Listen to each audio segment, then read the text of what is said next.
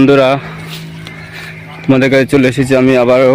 এবার ধানের ঝলসা রোগ বিষয়ে কথা বলবো। ধানের পাতা অতিরিক্ত জোর হলে ঝলসা লেগে যায় এবং ধান গাছের বহুত বড় ক্ষতি হয়ে যায়। আর এখন আছে ধানের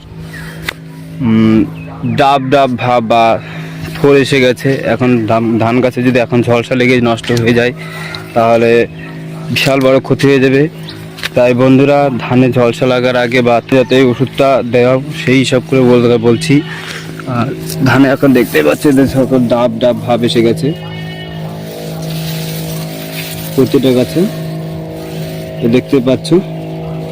তাই ধানে ঝলসা লাগার আগে বা ধান গাছ ধসা লাগার আগে তোমার বন্ধুরা এই ওষুধটা ব্যবহার করো, যাতে এই ক্ষতির এত বড় ক্ষতি না হয় সেই সম্পর্কে তোমাদের সতর্ক থাকা উচিত। তাই বন্ধুরা, এই ধানের ঝলসার কি ওষুধ আমি তোমাদের স্ক্রিনে বলে দিচ্ছি, বা আরও সবথেকে ভালো হয় যে চাষি বন্ধুরা যে ভাই দিচ্ছে সেটা তোমাদের আমি দেখাবো আজ, এবং এর কি কাজ, এ দিলে কি ক্ষতি হতে পারে বা কি উপকার হতে পারে সেই সম্পর্কে তোমাদের দেখাবো। চলো তাহলে তোমাদের আজ ওই চাষির সঙ্গে কথা বলি। বন্ধুরা, এই ওষুধটা 25 থেকে 30 ml ওষুধটা ব্যবহার করতে হবে, কিন্তু টবের মধ্যে আগে খালি টবের মধ্যে ওষুধটা ঢেলে নিয়ে অল্প পরিমাণে জল দিয়ে আগে ওষুধটাকে ভালো করে দিয়ে দেবে।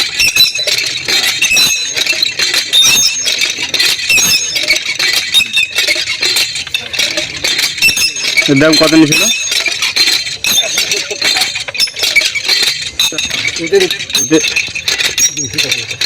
এখন এই ঠিক আছে। এটা দিলে আর কি কি কাজ হবে বললো?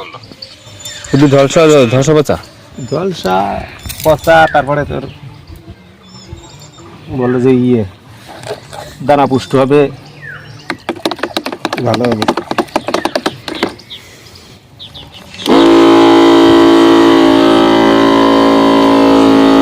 কোথায় বললো যে দানা টানা একটু ভালো হবে।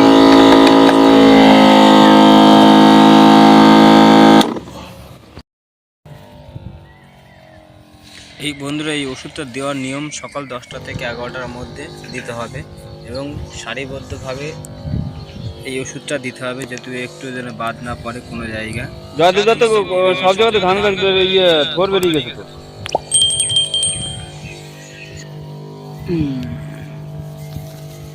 মানে দেখতে পাচ্ছ থোর, দেখো এরকম বেরিয়ে গেছে সমস্ত ধান গাছে। এমতো অবস্থায় মাজরা পোকা লাগার সম্ভাবনা থাকে এবং ঝলসা লাগার সম্ভাবনা থাকে।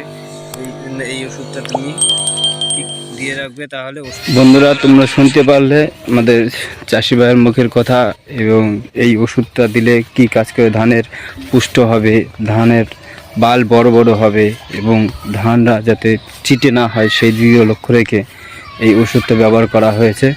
তাই বন্ধুরা, যদি আমার এই ভিডিওটি ভালো লেগে থাকে তাহলে লাইক, কমেন্ট আর সাবস্ক্রাইব করবে। আর ধানের যদি যে কোনো সমস্যা যদি লেগে থাকে বা সেই সম্পর্কে যদি বুঝতে না পারো তাহলে কমেন্ট করে জানিও, আমি তোমাদের সলভ করার চেষ্টা করব।